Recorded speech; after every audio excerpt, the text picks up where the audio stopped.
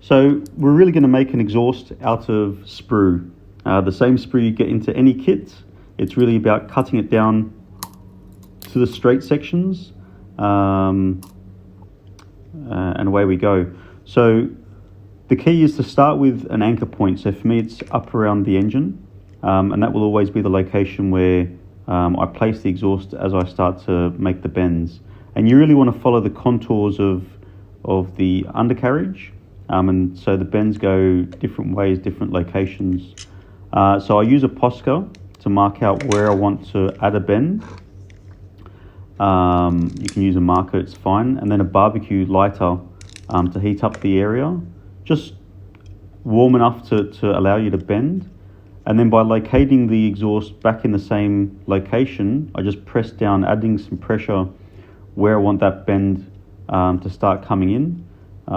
This one was actually a bend that was going a little bit upwards, so the downward pressure against the part I want to bend is moving that exhaust upwards. And you just continue to do that from the front back to the rear of the car. And then the next tricky, sort of bend is a much longer radius bend that's going over the axle. So that's where you see me putting in 3 lines, because I want to heat up the area a lot longer. So a little bit of heat, and you really want to go over the differential, the axle housings. So I use the molded in differential itself and push down and get that bend over it.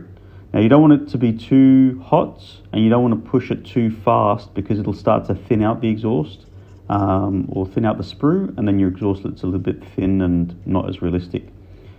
So there you can see I've used the housing, and now when I place it in the right location, just a little bit off to the side, it replicates that housing curve. Back of an X-Acto knife now to clean up the sprue. So X-Acto knife or a ceramic scraper, then some sandpaper. That really starts to knock down the edges. And then this file, it's like an eye-shaped file to get in there and really get rid of any other loose sort of bits, but also to get some consistency in the curves. And now we're going to paint. So SMS make a great jet black, so that's my black base coat. Then the next one is to add some super silver to get that highly reflective silver look of an exhaust. There we go. And you can stop here if that's what you want, but I wanted a sort of a titanium looking exhaust, and so the titanium exhausts look a lot more blues and purples when they heat up.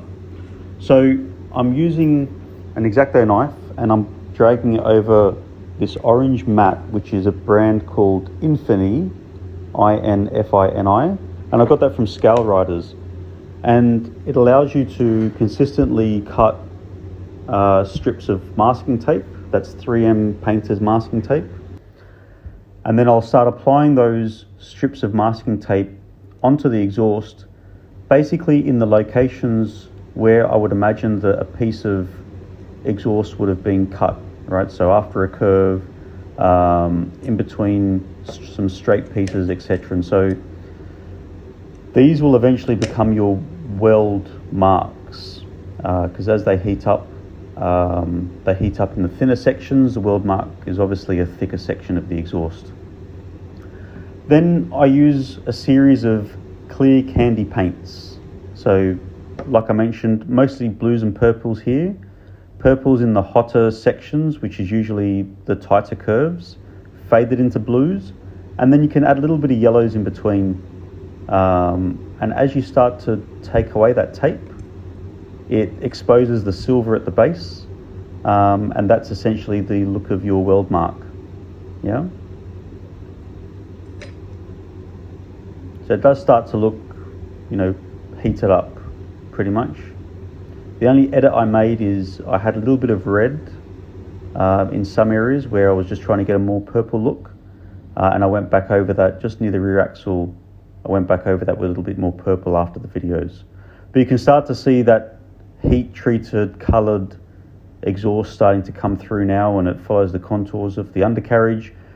And you know, it starts to add a fair bit of realism, or at least a highlight of a pretty basic undercarriage. I've mated that with one of my exhaust mufflers and drop tanks, and that's just a 3D printable file that's in my store.